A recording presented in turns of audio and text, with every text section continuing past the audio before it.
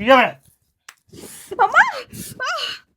ఆపవే నీ కహానీలు. పెళ్లికి ముందు ఎన్ని చేసావు? మీ అమ్మ వాళ్ళు నీకు ఇష్టం లేకపోయినా నా మెడకు తగిలిచ్చారుగా. నీ పాత లవర్ ఎవడైనా వచ్చాడా ఇంటికి? బావా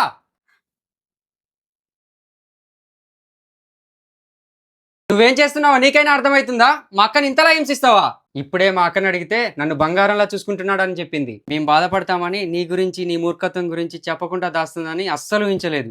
ఇన్ని రోజులు నువ్వు మంచోడివి మా అక్కకు దొరకటం అదృష్టం అనుకున్నా, కానీ నీలాంటి రాక్షసుని మా అక్కకి ఇచ్చి మా అక్క గొంతు కోసామని కళ్ళ కూడా అనుకోలేదు. వినే కొద్ది శ్లోకాలు బాగానే చెప్తున్నావులే గానీ మీ అక్క ఏమైనా గొప్పదనుకుంటున్నావా? పెళ్లికి ముందే ఎవరితోనో తిరిగింది. నేనంతా ఎంక్వైరీ చేసే పెళ్లి చేసుకున్నా. నీకంత తెలిసినప్పుడు మా అక్కనెందుకు పెళ్లి చేసుకోని అని ఆ రోజే చెప్పుంటే మా అమ్మ వాళ్ళు నీకు ఇచ్చి పెళ్లి చేసేవాళ్ళు కాదు కదా. అది వాస్తవమే, కానీ మీ అమ్మ వాళ్ళు కట్నం ఎక్కువ ఇస్తా అన్నారు.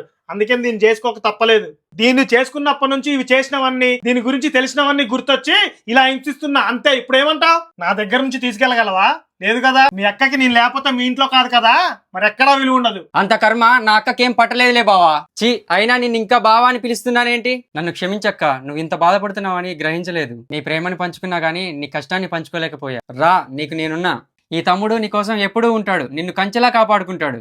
వద్దురా తమ్ముడు, ఈ విషయంలో ఎలా పడితే అలా నిర్ణయాలు తీసుకోకూడదు. ఇవి జీవితాలు. నేను మన ఇంటికి వస్తే రేపు మన అమ్మ నాన్న నలుగురిలో తలదించుకోవాల్సి వస్తుంది. నలుగురు నాలుగు రకాలుగా నానా మాటలు అంటారు. మహానటిరా బాబు మీ అక్క. మీ అక్క రాదులే కానీ నువ్వు వెళ్ళిపో. ప్రతి ఒక్కరికి నేను సమాధానం చెప్పుకుంటా. మా అక్క కష్టాలు పడుతూ ఇక్కడ ఒక క్షణం కూడా ఉండాల్సిన అవసరం లేదు. రా అక్క, పోదాం. అది కాదురా తమ్ముడు, నేను చెప్పేది వినరా. ఇంతకు మించి నువ్వు ఒక్క మాట మాట్లాడినా నా మీద ఒట్టే అక్క. మౌనంగా నా ఎంబడి వచ్చాయి. ఇలా బాధపడుతున్నా నిన్ను చూస్తూ ఉండటం నా వల్ల కాదు.